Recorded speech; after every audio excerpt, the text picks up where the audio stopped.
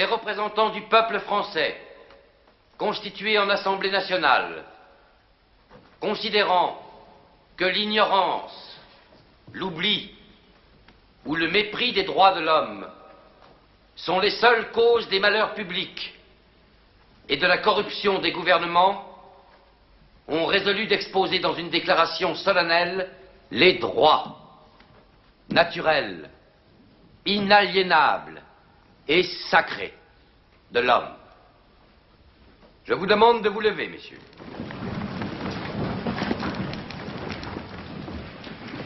Article 1er. Les hommes naissent et demeurent libres et égaux en droit.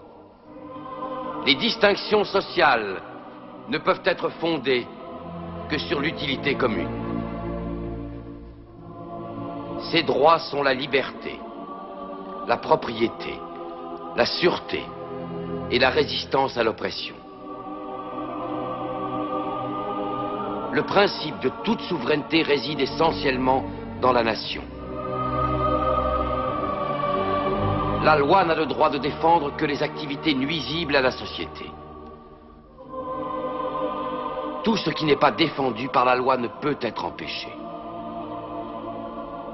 La loi est l'expression de la volonté générale. Tous les citoyens étant égaux à ses yeux, sont également admissibles à toute dignité, place et emploi public. Nul homme ne peut être accusé, arrêté, ni détenu que dans les cas déterminés par la loi. Tout homme est présumé innocent jusqu'à ce qu'il ait été déclaré coupable. Nul ne doit être inquiété pour ses opinions, même religieuses. La libre communication des pensées et des opinions est un des droits les plus précieux de l'homme. Tout citoyen peut donc parler, écrire, imprimer librement, sauf à répondre de l'abus de cette liberté dans les cas déterminés par la loi. La garantie des droits de l'homme et du citoyen nécessite une force publique.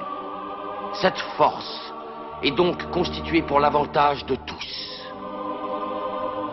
La propriété étant un droit inviolable et sacré, nul ne peut en être privé, si ce n'est lorsque la nécessité publique, légalement constatée, l'exige évidemment. J'ai fait de mon mieux, Monsieur Necker, mais je ne signerai pas ni les décrets sur l'abandon des privilèges, ni les droits de l'homme. Comment l'Église vivra-t-elle sans la dîme? Et la petite noblesse sans la redevance de ses paysans? Je me dois de rappeler à votre majesté que ce sont la noblesse et le clergé eux-mêmes qui... Mais pourquoi les droits de l'homme? Je suis le roi! Comment peut-on partager ce qui est absolu?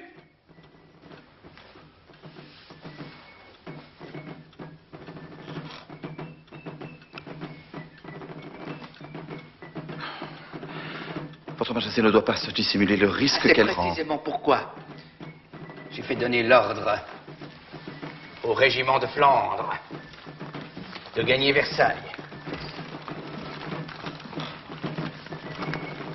Je sais que je peux compter sur lui.